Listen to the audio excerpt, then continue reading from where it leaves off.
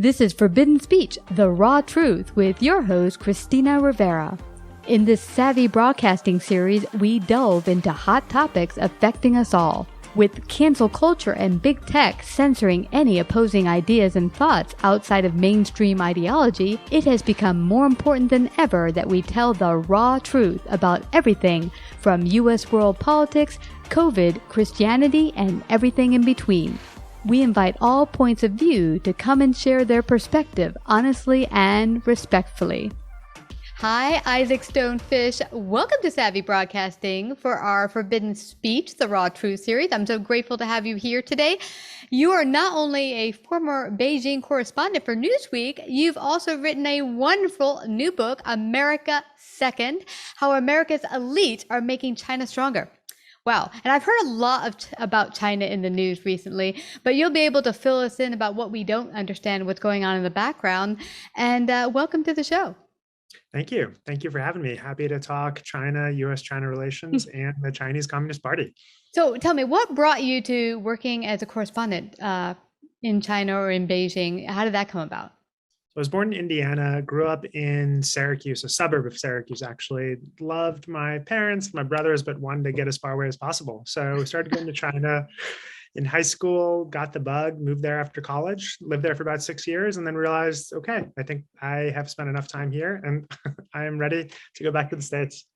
So tell me, was it really hard to learn the culture and the language? Because I'm sure it's vastly different than living here in the US. It was, and I still feel like there's such an ocean that I don't know, but it was a really fun thing to dip my toe into and try to wrap my head around. Yeah, I love it. And then what do most Americans not get about China or Beijing? I'm curious because I've never been there. So what do we get wrong as Americans that we don't understand about the culture? Part of it is the radical diversity of the place. There's such a diversity of viewpoints around China itself, around Taiwan, around gay rights, around Christianity. It's really a lot more diverse than gets filtered into the States. And I think also people don't give the Communist Party enough credit for being an actual Communist Party and being a Leninist political organization. I think they think, oh, China's economy is so developed, its politics must be in some ways similar to ours, but they're so radically different. Really? Wow, that's fascinating. So what brought you to where we are today, where you actually wrote America Second? What was the impetus for writing it? I got frustrated when I came back to the States about a decade ago to hear American policymakers, to hear American business people speak about China, not the way that Chinese people do, but the way that the Communist Party did. And I wanted to understand how some of these language patterns, how some of these sayings got transmitted in the United States. And I was also just very curious as to how Hollywood was portraying China and why it was this sort of fanciful, unrealistic views of Chinese as opposed to grappling with any of the real issues faced on the ground there. Yeah. And what could we learn as Americans about China that going forward? Because I'm thinking unwittingly, we hurt ourselves, our own economy, our own country with our closed-minded ideas of what we think China's all about. I think that's exactly right. And I think one thing that really worries me about Beijing's overreaction to COVID and shutting the country basically entirely to outsiders is that Americans are not having opportunities to go to China, to see for themselves, to study Chinese there, to meet Chinese people on the ground there. So I hope that opportunity reemerges after Beijing relinquishes on COVID. Now, is a culture I've heard is very closed culture. Like they like to keep China, China, and really not have us mix and have new people come stay there. I don't think it's as easy to become, say, a Chinese citizen, is it? It's not. They're very restrictive about giving out citizenship. Very different from the United States in that way. In that you move to China, you live there. Perhaps you're even of Chinese extraction. It's very hard for you to get a Chinese passport. And it's not the same kind of immigrant ethos that we have in the United States and that they have in other countries.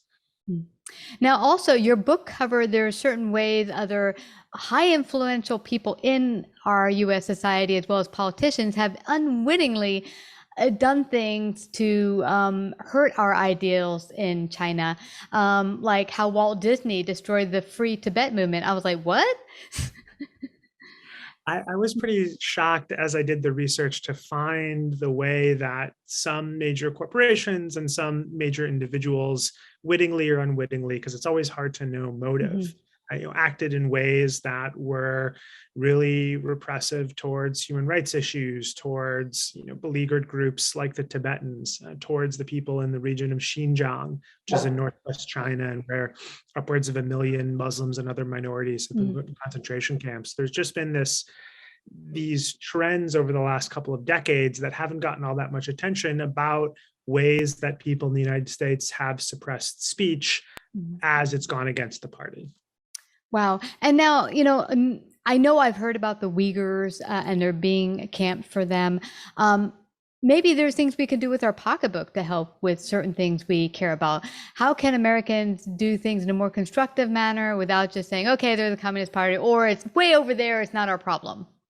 There's a lot of really wonderful organizations in the United States that work to shine light on the situation in Xinjiang or help Uyghur refugees in the United States. There's the Uyghur Human Rights Project. There's a lot of Tibet-related organizations. There's a lot of human rights organizations like Human Rights Watch that do a lot of really fantastic work on Xinjiang and on Chinese rights issues in general. There's an organization called Human Rights in China. So a lot of really good groups that are really grateful when people from America or all over the world donate to them.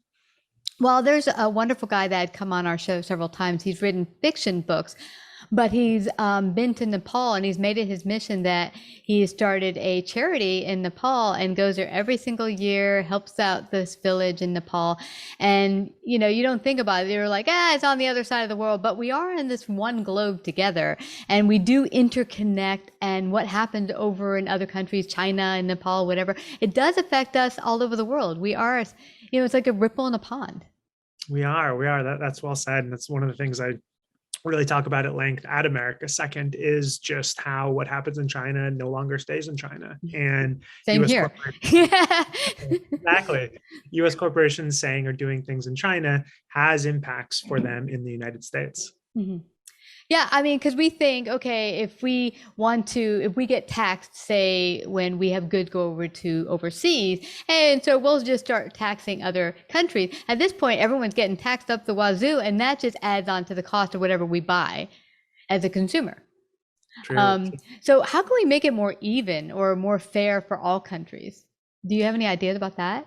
Gosh, no, it's a really interesting question, and it's difficult to know. I think there's this big debate in economics about strength versus fairness and equality versus size of the pie. If we restrict opportunities to invest in China, is that going to hurt Americans because they'll have less of an ability to increase their economic worth, or is it beneficial because it doesn't support certain pernicious investments? So I think it's an important question to discuss, and it's one with no easy answers.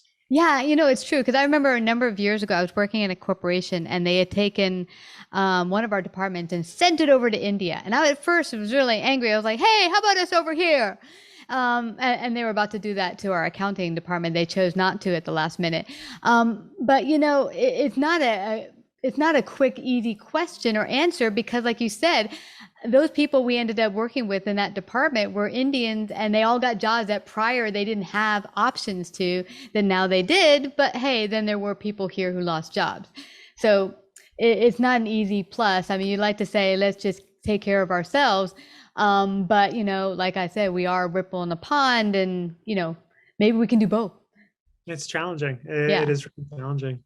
Yeah. So what do you really, really hope will be the number one thing that anyone who reads your book will take away from it? I hope they understand that Beijing is more influential in the United States than they thought. And the second thing I hope they understand is that there's a world of difference between China and the Chinese Communist Party. Just like the US government is not Americans, the Chinese government is not the Chinese people. Boom. Boom. I love that you said that, because I think so many people confuse, well, I don't like that because I don't like the Communist Party. Well, the Chinese people are just Chinese people. It is their culture. Their culture is Chinese, but that isn't the party. And the same here, whether we have a Democrat, Republican, or whatever we have in office. It's not who we are as Americans. Often who's up front doesn't represent at all a good majority of Americans. So to really keep the idea that, hey, these are people, they have a different culture, different understanding, different perspective of how they see the world, but the party or the people ruling isn't necessarily the people. Exactly. Yeah. A real difference between the two of them. Yeah, and I think all of the different Asian countries have so much to offer and are so uniquely different. I've always wanted to go to Japan myself, and hopefully I'll make it there someday. But before we end out here, what is the top thing you'd like people to learn as far as what's a myth about China that you'd like them to take away that's not real? There's a perception that the Chinese really plan ahead, that they're playing this 100-year game. And I think just like Americans and like people over, it's very, very difficult to plan, and that there's a lot more seat of the pants type thinking in China and the Chinese Communist Party. And that we should say, oh, well, if they're saying we're planning for something 40 years in the future, they can't do that. None of us can do that. And let's see what they do as opposed to what they say. Exactly. And what changes as time goes on, because none of us has a crystal ball as far as I know. Exactly. Where can people get a copy of America Second or find out more about you if they want you to come speak somewhere? So America Second's available at local bookstores around the country. For those who want to order it online, it's available at Target, Walmart, Amazon, Barnes & Noble, and spots like that. And I have a website, isaacstonefish.com, and my corporate website is strategyrisks.com. Awesome. Well, I really, really like to thank you again, Isaac Stonefish, for coming to share your brilliant wisdom today on Beijing and China. And thank you for coming to Savvy Broadcasting's Forbidden Speech. Thank you so much for having me. I appreciate it. You betcha. Like, subscribe, and share this episode. To listen to more Forbidden Speech or Savvy episodes, visit savvybroadcasting.com. To find out about our paid sponsorship opportunities or how to become a guest, email Christina at lifeunscriptedradio.com.